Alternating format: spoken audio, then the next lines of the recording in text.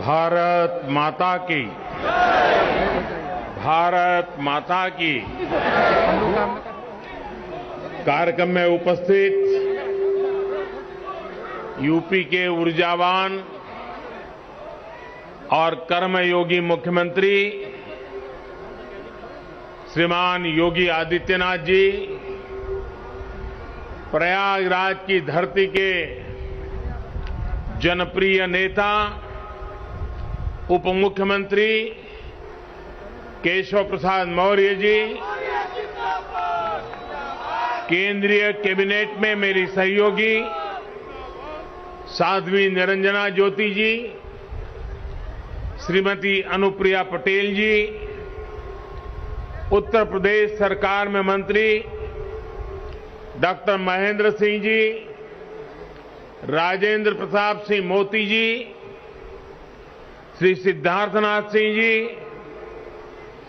नंद गोपाल गुप्ता नंदी जी, श्रीमती स्वाति सिंह जी, श्रीमती गुलाबा देवी जी, श्रीमती नीलिमा कटियार जी, संसद में मेरी सहयोगी बहन रीता बहुगुणा जी, श्रीमती हेमा मालिनी जी, श्रीमती केशरी देवी पटेल जी, डॉक्टर संघमित्रा मौर्य जी, श्रीमती गीता शाक्य जी, श्रीमती कांता कर्दम जी, श्रीमती सीमा द्विवेदी जी, डॉक्टर रमेश चंद बिंद जी, प्रयागराज की मेयर श्रीमती अभिलाषा गुप्ता जी, जिला पंचायत अध्यक्ष डॉक्टर वीके सिंह जी, सभी विधायकगण, अन्य जनप्रतिनिधिगण और यहां उपस्थित यूपी के सामर्थ्य को बढ़ाने वाले, यहां के सामर्थ्य की प्रतीक मेरी माताएं और बहनें, आप सबको मेरा सादर प्रणाम। मां गंगा, यमुना, सरस्वती के पावन तट पे बसा प्रयागराज की धरती के हम शीश झुकाए के प्रणाम करत है। ईऊ धरा है जहां धर्म, ज्ञान और न्याय की त्रिवेणी बहत, तीर्थन के तीर्थ प्रयागराज में आए के हमेशा ही एक अलग ही पवित्रता और ऊर्जा का एहसास होता है। पिछले वर्ष फरवरी में हम कुंभ में इस पवित्र धरती पर आवा रहे, तब संगम में डुबकी लगाए के अलौकिक आनंद के अनुभव प्राप्त किए रहे। तीर्थराज प्रयाग की ऐसी पावन भूमि को मैं हाथ जोड़कर प्रणाम करता हूं। आज हिंदी साहित्य जगत के सर्वमान्य आचार्य महावीर प्रसाद द्विवेदी जी की पुण्यतिथि भी है। प्रयागराज से साहित्य की जो सरस्वती बही, द्विवेदी जी लंबे समय तक उसके संपादक भी रहे। मैं उन्हें अपनी श्रद्धांजलि अर्पित करता हूं। माता और बहनों, प्रयागराज हजारों सालों से हमारी मातृशक्ति की प्रतीक मां गंगा, यमुना, सरस्वती के संगम की धरती रही है। आज ये तीर्थ नगरी नारी शक्ति के इतने अद्भुत संगम की भी साक्षी बनी है।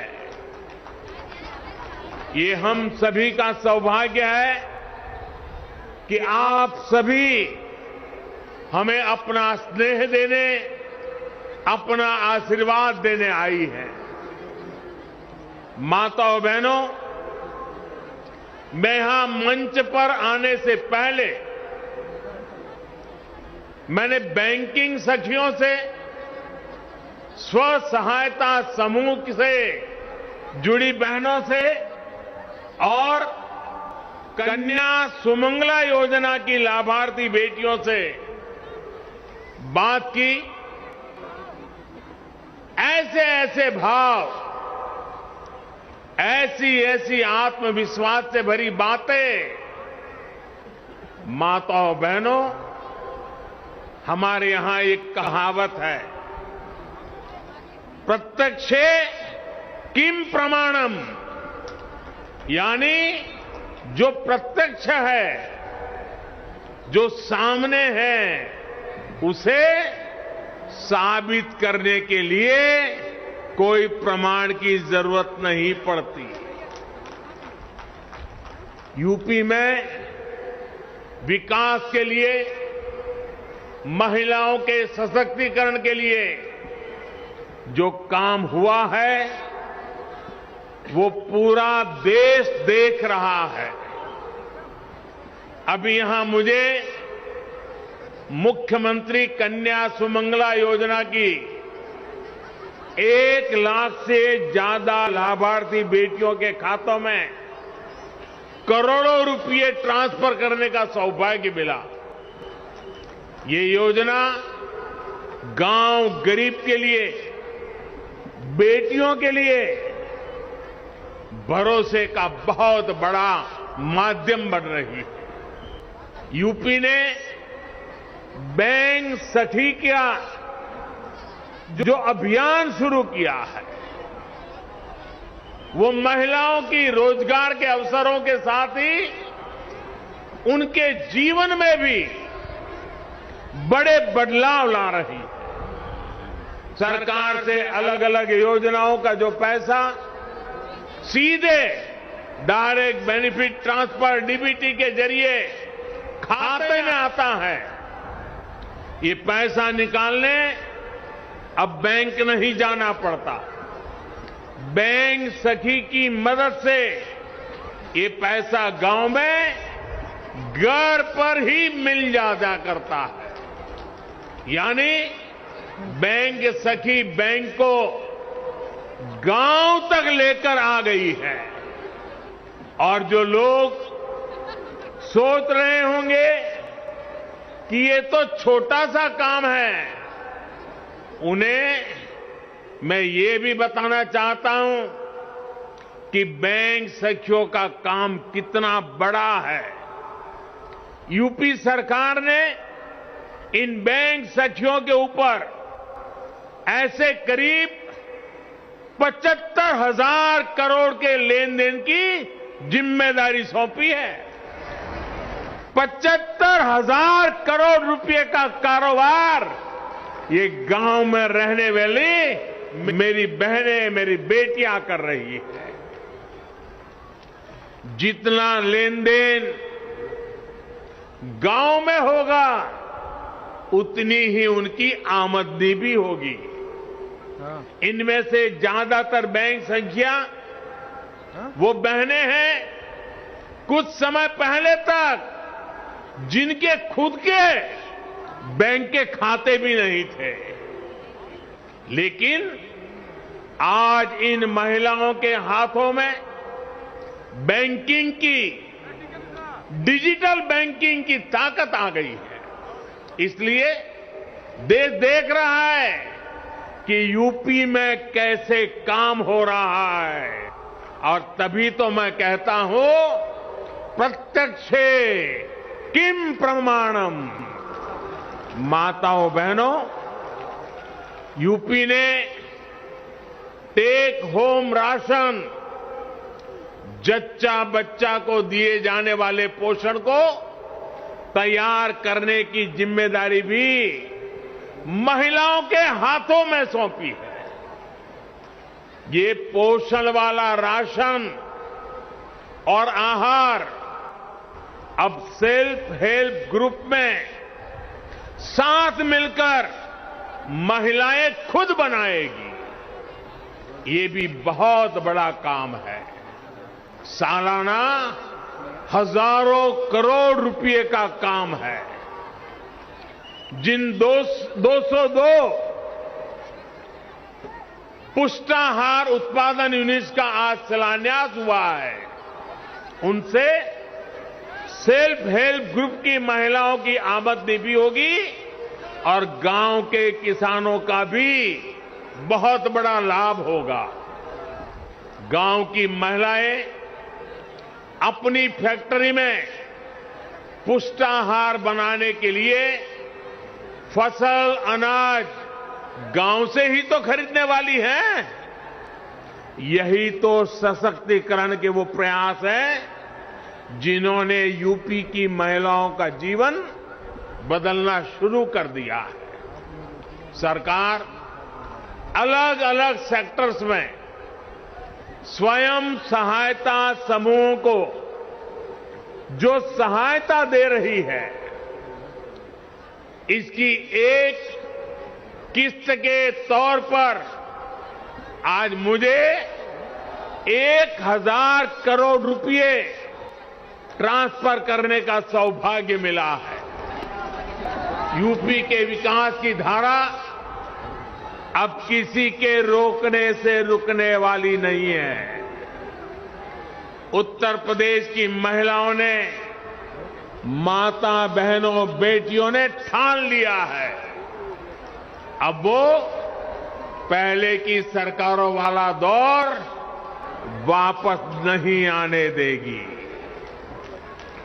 डबल इंजन की सरकार ने यूपी की महिलाओं को जो सुरक्षा दी है, जो सम्मान दिया है, उनकी गरिमा बढ़ाई है, वो अभूतपूर्व है। भाइयों और बहनों, माताओं, बहनों, बेटियों, उनका जीवन पीढ़ियों को प्रभावित करने वाला, पीढ़ियों का निर्माण करने वाला जीवन होता है। एक बेटी का सामर्थ्य, उसकी शिक्षा, उसका कौशल सिर्फ परिवार ही नहीं, समाज की, राष्ट्र की दिशा तय करती है। इसलिए 2014 में जब हमने मां भारती के बड़े सपनों, बड़ी आकांक्षाओं को साकार करने का बीड़ा उठाया, तो सबसे पहले देश की बेटी की विश्वास को नई ऊर्जा देने का प्रयास शुरू किया। इसलिए हमने बेटी के जन्म से लेकर जीवन के चक्र में हर अवस्था में महिलाओं को सशक्त करने के लिए योजनाएं बनाई, अभियान चलाए। साथियों, बेटियां कोख में ही ना मरी जाएं, वो जन्म लें, इसके लिए हमने बेटी बचाओ बेटी पढ़ाओ अभियान के माध्यम से समाज की चेतना को जगाने का प्रयास किया। आज परिणाम यह है कि देश के अनेक राज्यों में बेटियों की संख्या में बहुत वृद्धि हुई है।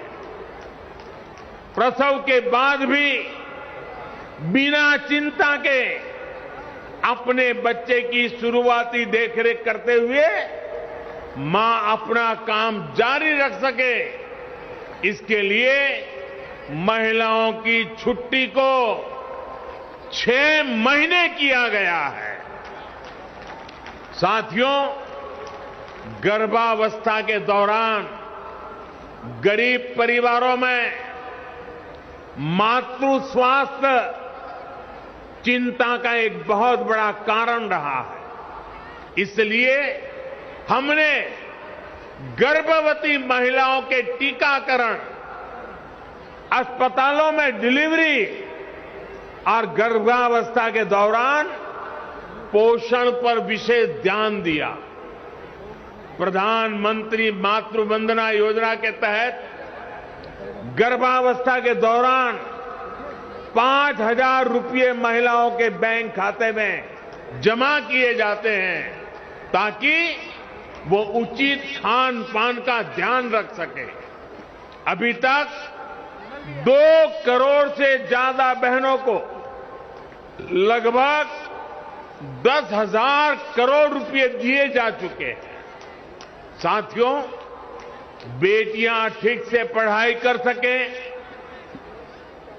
उनको स्कूल बीच में ना छोड़ना पड़े, इस पर भी हमने लगातार काम किया है।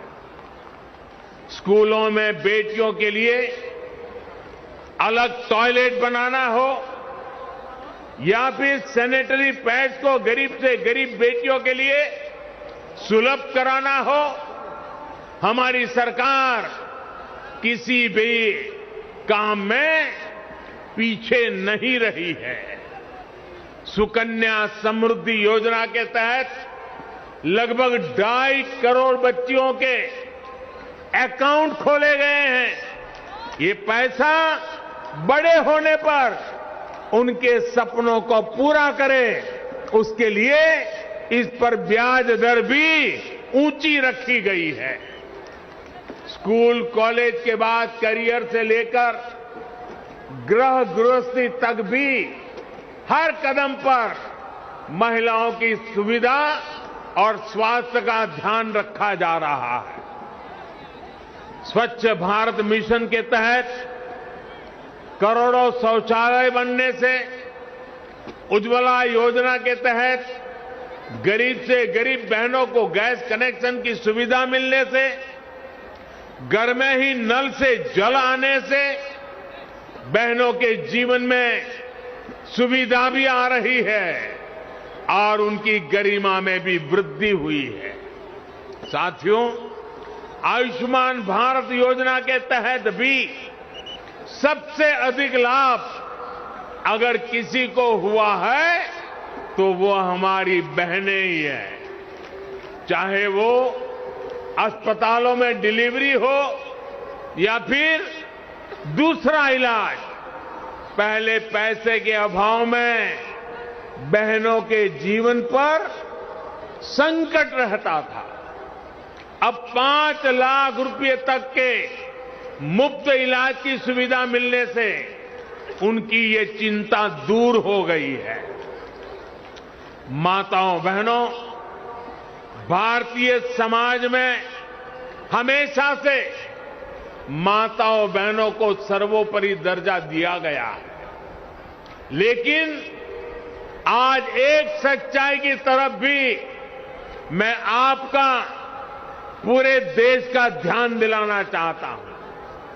हमारे यहां परंपरा से सदियों तक, दशकों तक ऐसी व्यवस्था रही कि घर और घर की हर संपत्ति को केवल पुरुषों को ही अधिकार समझा जाने लगा।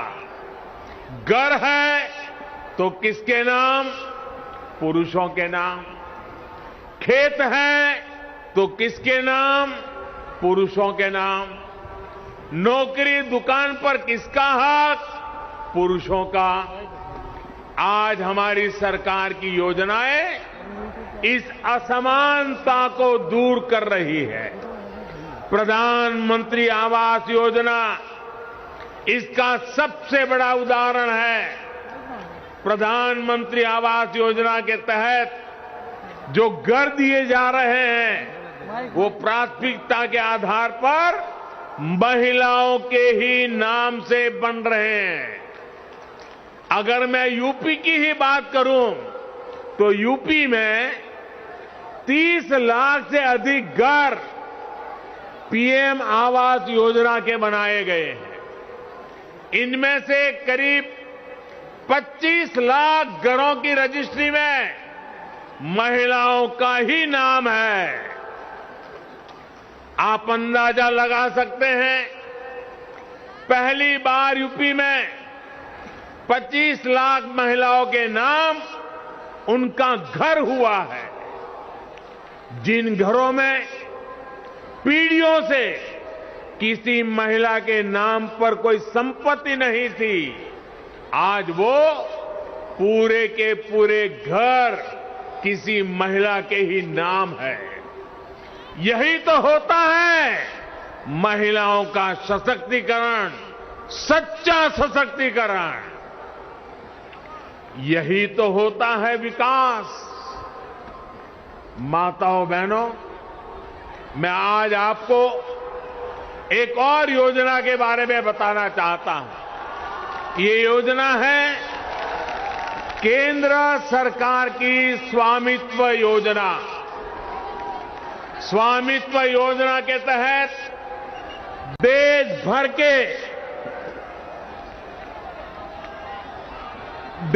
भर के गांवों में घरों को जमीनी के ड्रोन से तस्वीर लेकर घर के मालिकों को प्रॉपर्टी के कागज दिए जा रहे हैं, घरौनी दी जा रही है। ये घरौनी देने से घर की महिलाओं को प्राथमिकता दी जा रही है। अगले कुछ वर्षों में उत्तर प्रदेश के गांव में योगी जी की सरकार हर घर की मैपिंग कराकर ऐसे ही घरौनी देने का काम पूरा कर लेगी। फिर जो बने हुए घर है उनके कागज में भी घर की महिलाओं का नाम होगा, घर की माताओं का नाम होगा। साथियों, रोजगार के लिए, परिवार की आमदनी बढ़ाने के लिए जो योजनाएं देश चला रहा है, उसमें भी महिलाओं को बराबर का भागीदार बनाया जा रहा है। मुद्रा योजना आज गांव-गांव में गरीब परिवारों से भी नई महिला उद्यमियों को प्रोत्साहित कर रही है। इस योजना के तहत मिले कुल ऋण में से लगभग 70% महिलाओं को दिए गए हैं। दीनदयाल अंत्योदय योजना के जरिए भी देश भर में महिलाओं को सेल्फ हेल्प ग्रुप की और ग्रामीण संगठनों से जोड़ा जा रहा है। महिला स्वयं सहायता समूह की बहनों को तो मैं आत्मनिर्भर भारत की चैंपियन मानता हूं। मैं स्वयं सहायता समूह असल में राष्ट्र सहायता समूह है, इसलिए राष्ट्रीय आजीविका मिशन के तहत 2014 से पहले के 5 वर्षों में जितनी मदद दी गई, बीते 7 साल में उसमें लगभग 13 गुना बढ़ोतरी गई है। 13 गुना बढ़ोतरी। हर सेल्फ हेल्प ग्रुप को पहले जहां 10 लाख रुपए तक का बिना गारंटी का ऋण मिलता था, अब ये सीमा भी दोगुनी यानी 20 लाख की गई है। माताओं बहनों, शहर हो या गांव, महिलाओं के लिए हमारी सरकार हर छोटी बड़ी मुश्किलों को ध्यान में रखते हुए फैसले ले रही है। कोरोना के इस कालखंड में आपके घर का चूल्हा जलता रहे, इसके लिए मुफ्त राशन देने की व्यवस्था हमारे ही सरकार ने की है। महिलाएं रात की पाली में भी काम कर सके, इसके लिए नियमों को आसान बनाने का काम हमारी ही सरकार ने किया। खदानों में महिलाओं के काम करने पर जो कुछ बंदिश थी, वो हमारी ही सरकार ने हटाई है। देश भर के सैनिक स्कूलों के दरवाजे लड़कियों के लिए खोल देने का काम हमारी सरकार ने किया है। रेप जैसे संगीन अपराधों की तेजी से सुनवाई के लिए हमारी सरकार देश भर में करीब 700 फास्ट ट्रैक कोर्ट स्थापित कर चुकी है। मुस्लिम बहनों को अत्याचारों से बचाने के लिए 3 तलाक के खिलाफ कानून हमारी सरकार ने बनाया है। साथियों, बिना किसी भेदभाव, बिना किसी पक्षपात, डबल इंजन की सरकार बेटियों के भविष्य को सशक्त करने के लिए निरंतर काम कर रही है। अभी कुछ दिन पहले ही केंद्र सरकार ने एक और फैसला किया है। पहले बेटों के लिए शादी की उम्र कानूनन 21 साल थी, लेकिन बेटियों के लिए ये उम्र 18 साल की ही थी। बेटियों भी चाहती थी कि उन्हें उनकी पढ़ाई लिखाई के लिए आगे पढ़ने के लिए समय मिले, बराबर अवसर मिले। इसलिए बेटियों के लिए शादी की उम्र को 21 साल करने का प्रयास किया जा रहा है। देश ये फैसला बेटियों के लिए कर रहा है, लेकिन किसको इससे तकलीफ हो रही है, ये सब देख रहे हैं। भाई और बहनों, 5 साल पहले यूपी की सड़कों पर माफिया राज था। यूपी की सत्ता में गुंडों की हनक हुआ करती थी। इसका सबसे बड़ा भुक्तभोगी कौन था? मेरी यूपी की बहन बेटियां थी। उन्हें सड़क पर निकलना मुश्किल हुआ करता था, स्कूल कॉलेज जाना मुश्किल होता था। आप कुछ कह नहीं सकती थी, बोल नहीं सकती थी, क्योंकि थाने गई तो अपराधी बलात्कारी की सिफारिश में किसी को फोन आ जाता था। योगी जी ने इन गुंडों को उनकी सही जगह पहुंचाया है। आज यूपी में सुरक्षा भी है, यूपी में अधिकार भी है। आज यूपी में संभावनाएं भी हैं, आज यूपी में व्यापार भी है। मुझे पूरा विश्वास है, जब हमारी माताओं बहनों का आशीर्वाद है, इस नई यूपी को कोई वापस अंधेरे में नहीं धकेल सकता। भाई और बहनों, आइए प्रयागराज की पुण्य भूमि से ये संकल्प लें, हमारा यूपी आगे बढ़ेगा, हमारा यूपी नई ऊंचाइयां छुएगा। आप सभी माताओं बहनों, आपके आशीर्वाद के लिए, आपके समर्थन के लिए और यूपी के आगे बढ़ाने में आपकी सहभागिता के लिए मैं फिर से एक बार आपको आदरपूर्वक नमन करता हूं।